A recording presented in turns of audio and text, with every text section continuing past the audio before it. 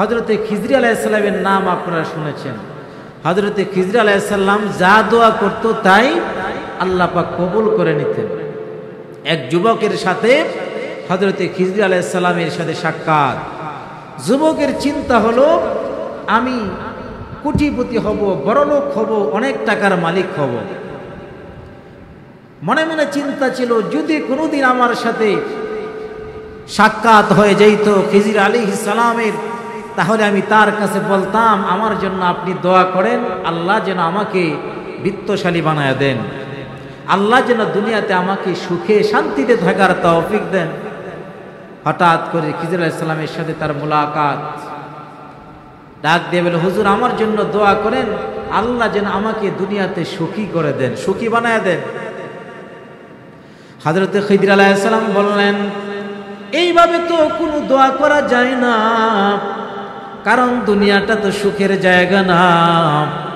এক কাজ করো, তুমি ঘুরে ঘুরে দেখো কার মতন তুমি বড়লোক হতে চাও, ঘুরে ঘুরে তুমি দেখো কার মতন হতে চাও, একটা লোক খুঁজে বের করো, মডেল এমন নমুনা দেখাও, আমি সেই অনুপাতে দোয়া করব। এবার ঘুরতে শুরু করলো, একজনের কাছে যায়, যাওয়ার পরে চিন্তা করে তার মতন হব, আবার জিজ্ঞেস করে, আচ্ছা ঠিক আছে তাকে একবার জিজ্ঞেস করে দেখি, জিজ্ঞেস করে দেখে তার সাথে দুঃখে আর কেউ নাই। এইভাবে যাইতে চাইতে যাইতে যাইতে যাইতে যাইতে একজন স্বর্ণের ব্যবসায়ী জহরে ওই স্বর্ণের ব্যবসায়ীর কাছে গেল, গিয়া দেখে বিরাট বড় একটা মহল, রাজকীয় পরিবেশে বসে আছে একটা বাগান, ওই বাগানের ভিতরে একটা চেয়ারের মধ্যে হেলতেছে দুলতেছে বসে আছে, মনে হচ্ছে কোনো টেনশন কোনো পেরেশানি তার অন্তরের ভিতরে নাই। চিন্তা করছে আমি খিজর আলাইহিস সালামকে বলবো এই জহরির মতন যেন আল্লাহ আমাকে বানায় দেন, কিন্তু আবার চিন্তা করে একটু তার কাছে গিয়া কথা বলে দেখি তার কি অবস্থা একটু জেনে নেই।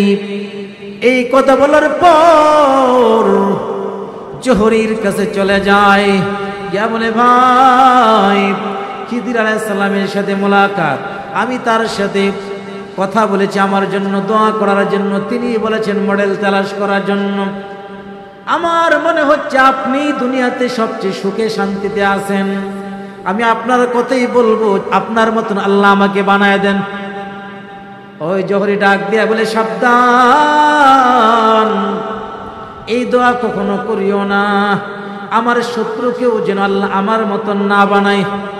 এটা আবার কি বলেন, আপনি এত কোটি টাকার মালিক, এত রাজকীয় পরিবেশে, এত রাজকীয় মহল, আবার এত সুন্দরভাবে আপনি বসে আছেন, আপনার খাদেম খুদ্দামের কোনো অভাব নাই, এরপরও আপনি অশান্তিতে আছেন, এটা বুঝতে পারলাম না। এবার জহরি ডাক দিয়া বলে, যুবক আমার চেয়েতে অশান্তিতে মনে হয় আর কেউ নাই, ওই যে দেখতেছো ওই সন্তানগুলো খেলতেছে, একটাও আমার সন্তান না, এগুলো একটাও আমার ওরসের সন্তান না। কিন্তু শরীয়তের মাসালা হলো আল ওয়ালাদু লিল ফিরাশ, বিছানা যার সন্তান থাক, যেহেতু আমার স্ত্রী সুতরাং সন্তান তো আমারই হবে। এই একটা সন্তানও আমার না, সবগুলো আমার স্ত্রী আমার চাকর বাকরের সাথে বেবিচারে লিপ্ত হয়েছে, আর এই ফসল এই সন্তানগুলো এইগুলো। এরও একটা ঘটনা আছে, আমি অসুস্থ হয়ে গেলাম, আমার স্ত্রী অসুস্থ হয়ে গেল, আমি অনেক ভালোবাসতাম স্ত্রীকে, অনেক পছন্দ করতাম, স্ত্রী এমন একটা কঠিন রোগে আক্রান্ত হলো, দিন দিন দিন দিন এমনভাবে তার রোগ বৃদ্ধি পাচ্ছে, মনে হচ্ছে আর মনে হয় বাঁচবে না। স্ত্রীর শিয়রে আমি বসে রইলাম, চোখের পানিগুলো ছেড়ে ছেড়ে আমি কাঁদতেছি। স্ত্রী ডাক দিয়ে বলে, ও স্বামী কেন কাঁদেন? বলে, তোমার জন্য, তোমাকে তো ভালোবাসি, তোমার এই কষ্ট আমার সহ্য হয় না।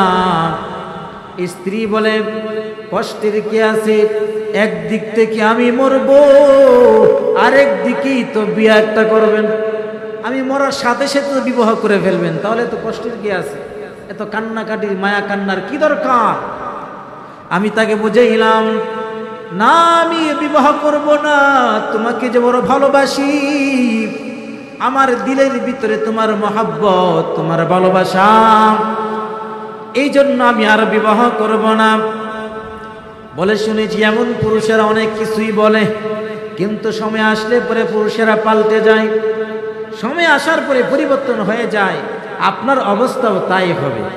আমি আমার স্ত্রীকে বুঝাইতে পারছি না, এক পর্যায়ে যখন আমি বুঝাইতে বুঝাইতে ব্যর্থ হয়ে যাই, তখন আমি স্ত্রীকে বললাম, দেখো আমি যে তোমাকে কত ভালোবাসি, আমি যে তোমার এন্তেকালের পর বিবাহ করব না এর বাস্তব প্রমাণ তুমি দেখো। এই কথা বলে আমি আমার লজ্জাস্থানটাকে কেটে ফেললাম। এই লজ্জাস্থানের কারণেই তো মানুষ বিবাহ করে, এটাই কেটে ফেললাম।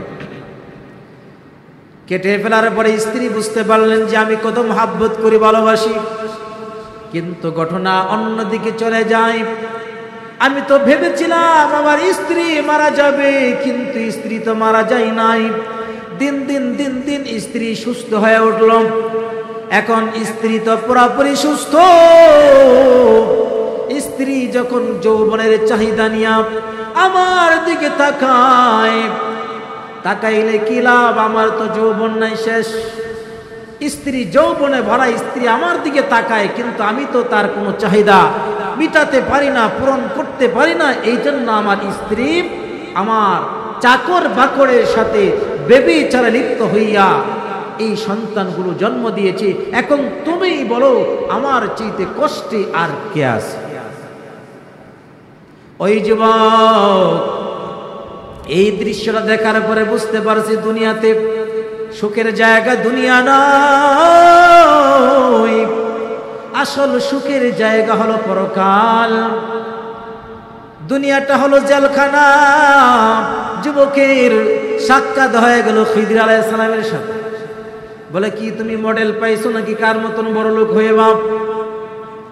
যুবক ডাক দিয়ে বলে, হুজুর আমি যার কাছে গেলাম সেই কষ্টে আছে, সেই দুঃখে আছে, সুতরাং এই দুনিয়া আমার বুঝতে বাকি নাই, এই দুনিয়াতে সুখী হওয়া যাবে না। আপনি আমার জন্য দোয়া করেন, আল্লাহ যেন পরকালে আমাকে সুখী বানায় দেন। আর দুনিয়াতে আল্লাহ পাক রব্বুল আলামিনের কাছে আমি সুখের জীবন চাই না। এজন্য দুনিয়াতে কষ্ট আর কষ্ট, একের পর এক কষ্ট আসবে। এই কষ্ট আমাদেরকে সহ্য করতে হবে। এই কষ্ট যদি আমরা সহ্য করতে পারি, তাহলে পরকালে আমাদের জন্য পুরস্কার রয়েছে জান্নাত। এই জান্নাত যারা অর্জন করতে চায়, অবশ্যই তাদেরকে কষ্ট স্বীকার করতে হবে, ধৈর্য ধারণ করতে হবে।